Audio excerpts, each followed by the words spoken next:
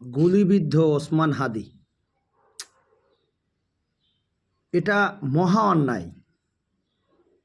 রাষ্ট্র আইন শৃঙ্খলা রক্ষা বাহিনী প্রায় পঙ্গু।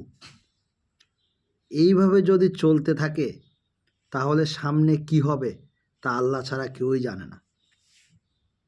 কিভাবে দিনে দুপুরে প্রকাশ্যে একজন মানুষকে গুলি করে দেয়, কিভাবে সে অস্ত্র নিয়ে হাঁটে, এ রাষ্ট্র কোথায়? এ রাষ্ট্র কোথায়? আপনারাই বলেন, আমার কিচ্ছু বলার নাই। ব্যর্থ ইউনূস, ব্যর্থ। তফসিল ঘোষণার পরেই আপনার একজন প্রার্থীকে গুলি করে দিল। এই দায় আপনি কিভাবে নেবেন? আর আইন শৃঙ্খলা রক্ষা বাহিনীর কথা কি বলবেন তা আমি আসলে আমার মাথায় আসতেছে না। আপনি ব্যর্থ।